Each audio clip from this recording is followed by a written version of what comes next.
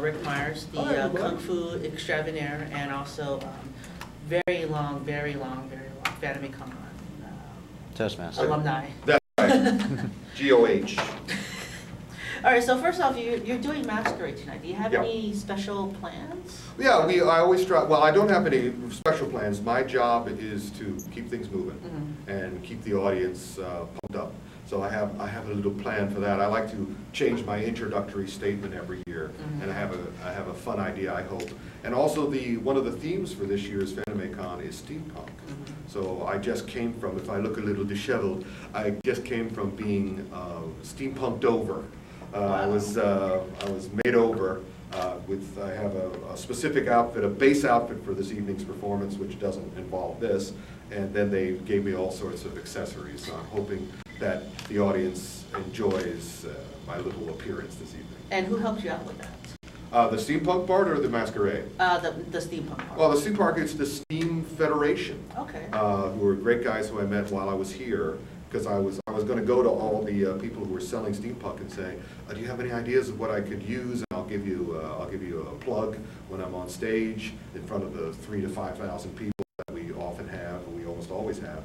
And but then I met at Stage Zero. I met the Steam Federation guys, and they were just terrific guys. I mean, really, really smart and fun and interesting. So they said, come on over to our panels today, and we'll see what we can do. Now, you mentioned you did emceeing for Masquerade. You ever thought of doing emceeing for Music Fest? I don't know enough about it. I mean, I'm a at one time in my life they were saying I was kind of like a heavyset vampire because I only go where I'm invited.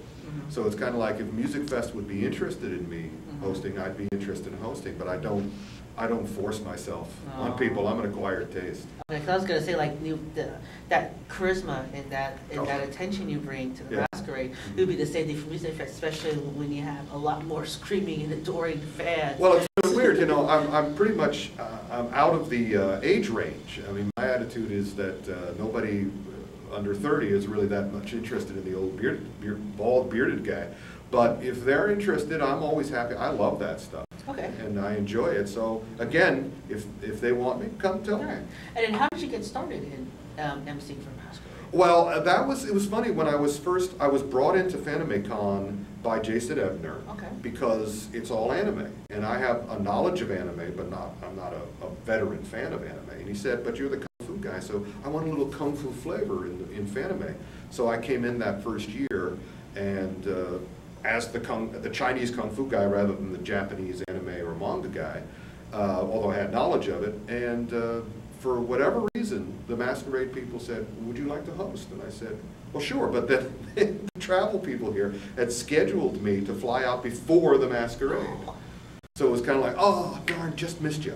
And so the following year, and what's great about the Masquerade is so well organized that they literally come up to me just like the day of and say, you want to host? Whoa, I didn't prepare anything. Don't worry about it. And within a couple of minutes, I saw, and also that year, the guy who introduces me all the time was hosting completely, and I saw his performance and thought it was great. And I told them, you know, I can't match what he does. They said, no, we want you to be yourself. So my attitude is I'm the ignorant guy. I made the comments to that effect, that you guys know anime, I know Kung Fu, and you tell me what you want, because I'm reading all these names of all these different anime characters and manga characters, and I have no idea who they are. So I get to watch it with everybody else. But as I said, my job is to keep them pumped up and to keep them entertained and to keep it moving. Because the big difference that I saw was that could be a long-ass show. So my attitude is, let's go, let's go, let's go. Especially with all the attendees, they're literally waiting maybe, what, 3 hours in line, and then they 3 hours for show and an hour for the after show. Yeah, so I don't want to spend there, you know, expending. I purposely keep my introductory statement short, but in any case, and fast and you know, energy up, because that's the whole idea about Kung Fu too, is to control your inner energy and to, you know, don't let it dissipate and go crazy. So so that's what I bring to this too, and everybody seemed to like it, so they just keep asking me back. I never take advantage, or I try not to take advantage, and I also try not to count my chickens. If they want me, I'll do it. And then you also host the Kung Fu Extravaganza. yes, Kung Fu Extravaganza. I was also going to say the what's that? The charity auction. Oh, yeah, also I have to go, I have a panel and then I do the charity auction. Yeah, and how does that, how did you get to do that? Again, I think they enjoyed my energy. All too often, another thing that happens at FanimeCon, the opening ceremonies and the closing ceremonies, the people who run this are so nice and so humble. They're not show people. And it's kind of like last year, if you recall, last year they go, I now officially declare this FanimeCon closed. And I went, wait a minute. This is a great convention. And I got up on the table and said, and did my little chant.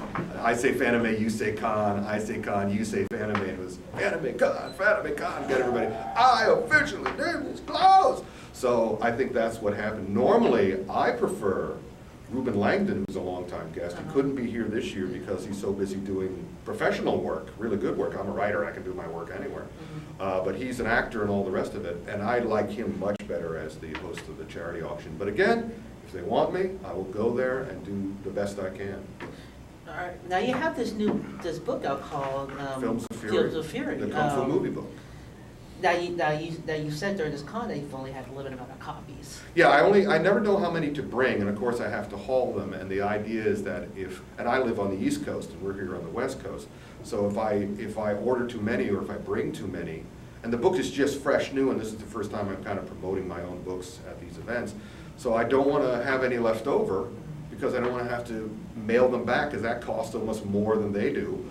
So I just kept it in a very limited amount this year, and I found out I should have brought more. But I have my little cards that tell you how to get the ebook version. You can go to Amazon.com, you can go to RicMeyers.com, leave the K off of Rick for Karma. And you can get e-copy, which is even less than the hard copy, as we call it. Now, recently, a new Kung Fu movie just came out this weekend. Kung Fu Panda 2. Did you have, I know you had some work on Kung Fu Panda 1. Yes, I did a seminar for the original staff of Kung Fu Panda 1. They didn't know what Kung Fu was. Then they hired a wonderful director named John Stevenson, who I became great friends with, who knows Kung Fu as well, if not better than I do. And that's why Kung Fu Panda 1, I felt, was so good on everything, as well as the Kung Fu. The Kung Fu is deep and meaningful. It's still the best Kung Fu movie ever made in America.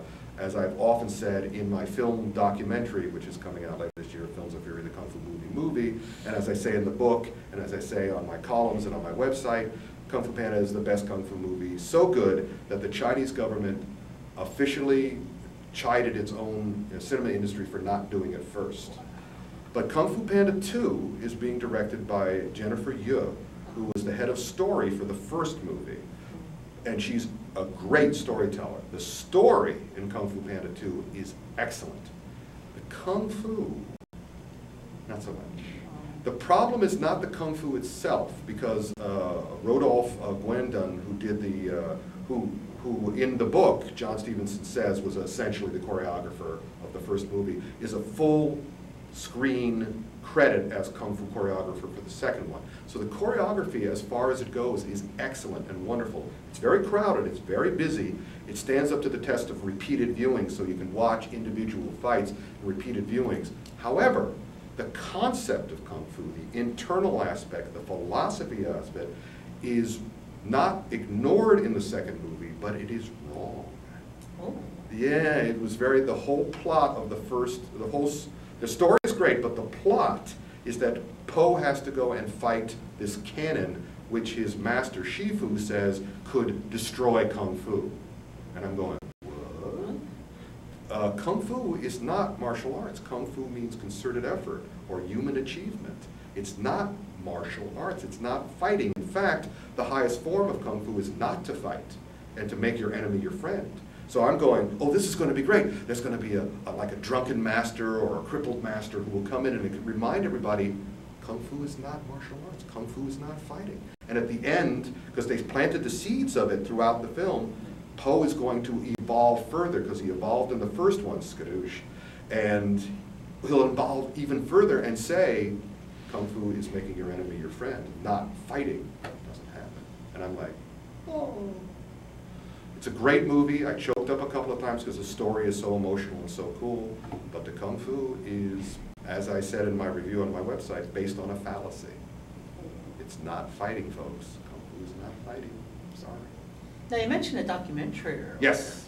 Can you tell us anything about it? Sure. A couple of years ago, like 3 years ago now, I was approached by a company called Lux Digital Pictures. And they said, would you write, direct, and produce a documentary about Kung Fu films for us? And I said, how much are you offering me? And they told me, and I said, oh, can't do it. Because I know, he said, oh, it'll be 6 months worth of work. And I went, no, it'll be 3 years worth of work. And I can't go into debt for this. I would love to do it, but I can't. And so they called back a couple of days later and said, would you write it for half the money we offered you? I said, okay. Third of the work for half the money? I could do that, because I know I could do that in a 3 to 6 month period. So I did it, and now I kind of regret, I'm kind of like, well, it might have been worth going into debt to direct it. But 2 young, wonderful directors, Andrew Robinson and Andrew Corby, directed it. The only issue I have with it, as I always do, and they always chide me for this, they said, get behind the movie. I am behind the movie, it's a fine movie. But they know nothing about Kung Fu or Kung Fu films, so they had to take everything from me. But they still directed it at themselves, which is only fair. When I write a book, I write it for myself, and I hope you like it. So they directed the movie, they directed it for themselves and their limited knowledge of Kung Fu and Kung Fu film. So I'm kind of like going, who do you think we have to get the film, which is called Films of Fury, the Kung Fu movie, to people who don't know a lot about Kung Fu movies. The people who have reacted best to the sneak peek screenings we've done have been people who know very little about Kung Fu film. But the problem is when you have a movie called the Kung Fu movie, Kung Fu movie fans are going to go see it. So it's kind of like, all right, how do we, that's what we're working on now, the marketing program, to get it to people who know as little about Kung Fu movies as possible. How was the reception when you showed it here at this year's Fanime? Well, actually, as far as we're concerned, I didn't show it here. Oh, okay. I didn't. No. Well, if any of the Andrews or the producer are watching this, I didn't show it here. I don't know what he's talking about. He must be crazy. No work print. Because you talked about a sneak. No work print sneak peek ever happened here that had a decent reaction to it. There was, it's the same kind of thing, the general attitude that the less they knew about it, the more they liked it. It was kind of cool to see it on a big screen. That never happened.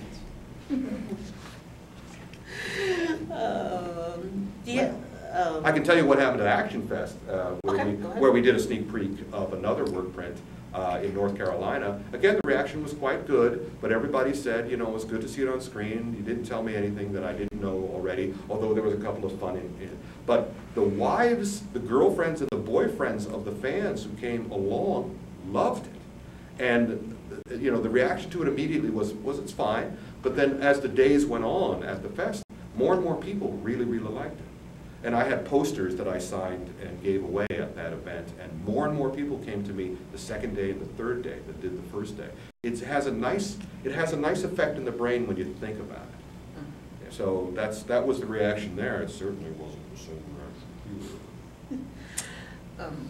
So my final question is, what do you think separates FanimeCon from all the other conventions out there? Spirit. It's totally the terrific spirit here. The legend of by the fans, for the fans, I find to be very accurate. And my experience with Kung Fu movie fans is they can be really mean. If you've ever seen any of the stuff that's written about me on the web, that is so mean. But here, everybody's so nice. There's a real sense of camaraderie and fun and freedom and sexiness and coolness from everybody, from steampunk guys to the maids, the anime people, the manga people, the kung fu people. Everybody gets along, everybody likes each other, everybody's happy to see each other, the food is great. The spirit here is just terrific. So. Well, thank you much for my pleasure. your time, Rick. Thank you. We'll see you around. I'll see you around the convention. Yeah, I'm looking forward to it.